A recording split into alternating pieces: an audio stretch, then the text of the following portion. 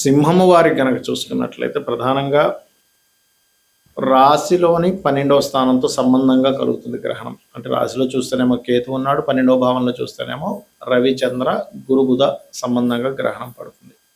మరి ఈ గ్రహణ ప్రభావం వేటి మీద పడనుంది, ఏ దేవత ఆరాధన చేసుకోవాలి, ఎటువంటి విషయాల పట్ల మీరు జాగ్రత్తగా ఉండాలి అనేటువంటి అంశాలు చెప్తుంది నేనైనప్పటికీ చెప్పిస్తుంది సాక్షాత్ లలిత అమ్మవారిగా భావిస్తూ ఆ లలితాంబిక అమ్మవారి యొక్క అనుగ్రహం మీకు పరిపూర్ణంగా కలగాలని మనస్ఫూర్తిగా కోరుకుంటూ, ఇక్కడ ఈ గ్రహణం రాశి 12వ స్థానాల్లో పడుతున్నందుకు ఇక్కడ ఒక విషయం గుర్తుపెట్టుకోండి. గ్రహణం అంటే భయపెట్టేదో భయపడేదో కాదు, ఒక యోగము, ఖగోళంలో జరిగే ఒక అద్భుతం. అయితే ఆధ్యాత్మిక సంబంధంగా చూసుకుంటే అదొక సాధనా మార్గానికి చాలా అద్భుతమైనటువంటి సమయం. అయితే ఈ గ్రహణ సమయంలో ఎవరైతే గుర్తుపెట్టుకోండి, ఎవరైతే ఈ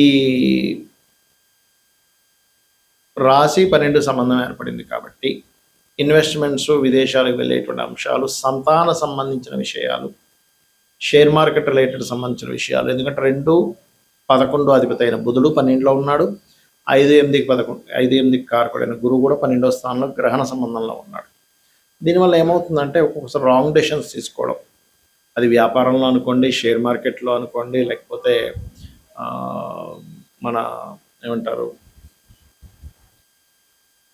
షేర్ మార్కెట్లో అనుకోండి, మరియు అదేవిధంగా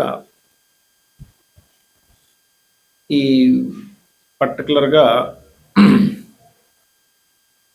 ఏదైనా చూడండి, ఒక్కొక్కసారి లాంగ్ టర్మ్ ఇన్వెస్ట్మెంట్స్ చేసే విషయంలో, ఎందుకంటే సింహం లగ్నం నుంచి 12లో గ్రహణం పడుతుంది, లాంగ్ టర్మ్ ఇన్వెస్ట్మెంట్స్ కానీ షార్ట్ టర్మ్ ఇన్వెస్ట్మెంట్స్ కానీ, ఎందుకంటే లాంగ్ టర్మ్ ఇన్వెస్ట్మెంట్స్ వల్ల పెద్ద ఇబ్బంది ఏమి ఉండదు, కానీ షార్ట్ టర్మ్ ఇన్వెస్ట్మెంట్స్ వల్ల జరిగే ఇబ్బందులు ఉంటాయి ఇక్కడ. కాబట్టి ఏదో రాత్రికి రాత్రి కోటీశ్వరులు అయిపోవాలని ఉన్న డబ్బులను తీసుకెళ్ళి షేర్ మార్కెట్లో పెట్టడం, ఇలాంటి తప్పిదాలు చేస్తూ ఉంటారు. కావున ఈ యొక్క విషయం పట్ల కాస్త జాగ్రత్తగా ఉండండి, గుర్తుపెట్టుకోండి. ఇక మీరు నిత్యము చేయవలసినటువంటి దేవత ఆరాధన ఏమిటి అని చెప్పి చూసుకున్నట్లయితే, ముఖ్యంగా మీరు దక్షిణామూర్తి యొక్క ఆరాధన మరియు కాలభైరవుడి యొక్క అష్టకము చదువుకోవచ్చు. లేదంటే ఏదైనా ఒక్క నామం చెప్పండి అంటే దిగంబర శ్రీ పాదవల్లభ దిగంబర అనే నామస్మరణ చేసుకోవచ్చు. అయితే గ్రహణం కొన్ని రాసుల వారికి మంచి చేస్తుంది, కొన్ని రాసుల ఏ రాసుల వారికి మంచి ఉంది అని చెప్పి చూసుకుంటే వృషభం 3వ స్థానం మంచిది, అదేవిధంగా కన్య లాభస్థానం మంచిది, తుల 10వ స్థానం మంచిది, అదేవిధంగా చూసుకున్నట్లయితే ఇక్కడ కుంభం 6వ స్థానానికి మంచిది. మిగతా వాళ్ళకి ఏదైతే కొంచెం ఇబ్బంది ఇచ్చేటువంటి రాసులు ఏవైతే ఉంటాయో కర్కాటకంలో పడుతుంది కాబట్టి కర్కాటకము, వృశ్చిక, మనకి ధనస్సు, మేషం వారికి కొంత జాగ్రత్తగా ఉండాలి, మరియు సింహ మిథునం వారికి కూడా పక్క రాసుల వారు కూడా కొంత జాగ్రత్తగా ఉండాలి. మనకి గ్రహణం అసలు ఏ దేశాల్లో ఉంది, అసలు ఇండియాలో ఉందా లేదా అని చెప్పి చూసుకుంటే ఇండియాలో ఈ గ్రహణం లేదు.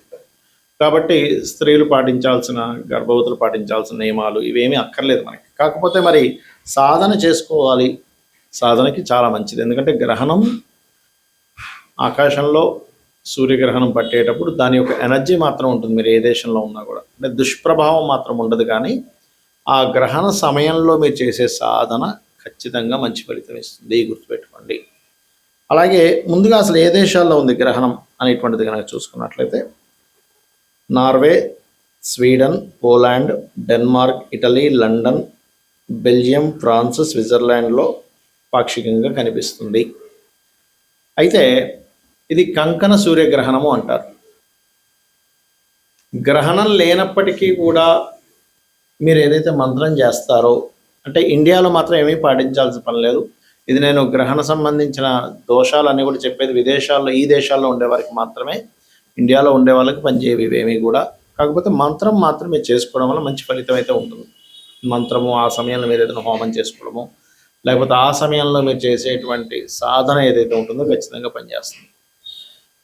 ఇక్కడ గ్రహణం అనేటువంటిది ఒక యోగంగా భావించమని చెప్తారు మహర్షులు. కాబట్టి ఒక్కొక్క సమస్యకి ఒక్కొక్క మంత్రం కూడా చేసుకోవచ్చు. అది ఎలా అంటే, ఇప్పుడు ఉదాహరణకి మీకు ఫైనాన్షియల్గా బాగా ఇబ్బంది ఉంది, ఓం సంపత్కరీ సమారూఢ సింధుర వ్రజ సేవితాయ నమః, లేదా లక్ష్మీదేవి అష్టోత్తరం చేసుకోవచ్చు ఆ సమయంలో, లేదంటే ఓం ధర్మాధ్యక్ష ధనాధ్యక్ష ధనధాన్య వివర్ధిని నమః చేసుకోవచ్చు. కొంతమందికి ఉద్యోగం విషయంలో ఇబ్బంది ఉంటుంది, దశమ స్థానం పాడవుతుంది వాళ్ళకి.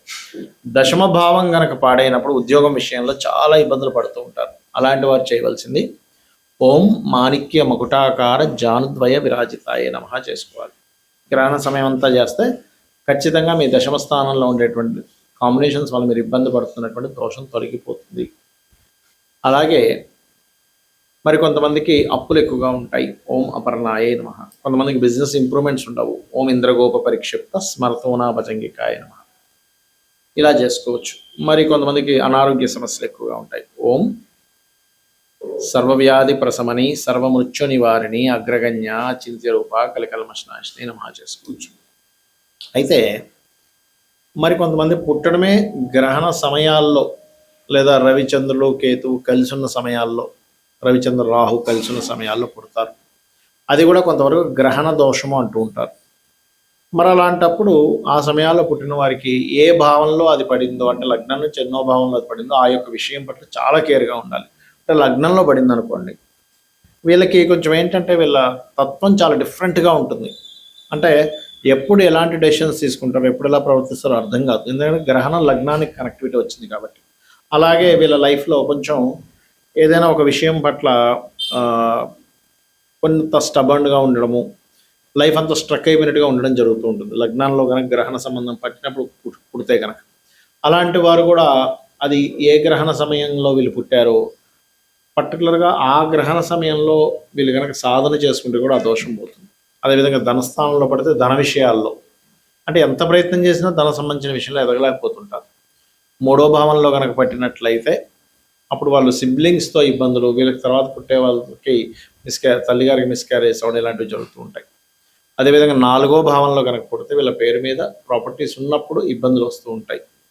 ఐదో భావంలో కలిగితే గ్రహణ సంబంధం కనుక వీళ్ళు పుట్టినప్పుడు సంతానం విషయంలో ఇబ్బంది ఉంటుంది. ఆరైతే కనబడని హెల్త్ ఇష్యూస్, డయాగ్నోజ్ అవ్వదు కానీ హెల్త్ ఇష్యూ ఉందని అర్థం అవుతూ ఉంటుంది. ఏడో భావం అయితే వివాహం విషయంలో దోషం ఉందని అర్థం. అలాంటప్పుడు వీళ్ళకి ఏదైనా రెండో వివాహ యోగం ఉంటే అర్క వివాహం, పురుషులైతే అర్క వివాహం, స్త్రీలైతే కుంభ వివాహం చేయించుకోవాలి. అష్టమ భావంలో గ్రహణ సంబంధం కనుక ఏర్పడినట్లయితే ఇక్కడ వీళ్ళకి ఏంటంటే పర్టికులర్గా అన్ఎక్స్పెక్టెడ్ థింగ్స్, ఆకస్మిక సంఘటనలు ఎక్కువ జరుగుతూ ఉంటాయి. అదేవిధంగా తొమ్మిదవ భావంలో కనుక గ్రహణ సంబంధించినటువంటి విషయాలు కనుక కలిగినట్లయితే పర్టికులర్గా ఇక్కడ ఏంటంటే తండ్రి యొక్క విషయంలో తండ్రితో దూరం అవ్వడం, తండ్రితోని గురువులతో తెలియని చిన్న చిన్న మిస్కమ్యూనికేషన్స్ అవ్వడం జరుగుతూ ఉంటుంది. దశమం అయితే కెరీర్ మీద, ఏకాదశం అయితే కనుక ఖచ్చితంగా వ్యాపారాల మీద చూపిస్తూ ఉంటుంది.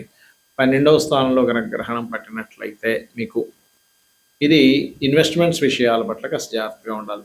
ఇది మీ పర్సనల్ చార్ట్లో గ్రహణం ఆ సమయంలో ఉన్నా, లేకపోతే గోచారంలో ఈ గ్రహణం మీ భావన, మీ లగ్నం నుంచి లేదా మీ చంద్రరాశి నుంచి ఆ స్థానంలో పెట్టినప్పుడు ఆ విషయాల్లో జాగ్రత్తగా ఉండాలి. ఇక గ్రహణం ఇక్కడ లేనందుకు మీరు గర్భవతుల విషయంలోని ఎటువంటి జాగ్రత్తలు అక్కర్లేదని చెప్పాను. గుళ్ళు కూడా ముయ్యాల్సిన పని లేదు. అయితే గుళ్ళు ముయ్యాలని ఎక్కడా లేదు. మన వాళ్ళు ఏంటంటే మరి ఆ సమయంలో వాళ్ళు సాధన చేసుకుంటారు కదా అని మూసేసేవారు, అంతేగాని శాస్త్రంలో ఎక్కడా లేదు గుళ్ళు ముయ్యాలని. ఎందుకంటే దేవుణ్ణి ఎక్కడ పట్టుకుంటుంది గ్రహణం వచ్చి, ఆ పరమాత్మకి ఇబ్బంది ఎందుకు ఇస్తుంది? పరమాత్మ అన్నీ నడిపిస్తూ ఉంటే. అయితే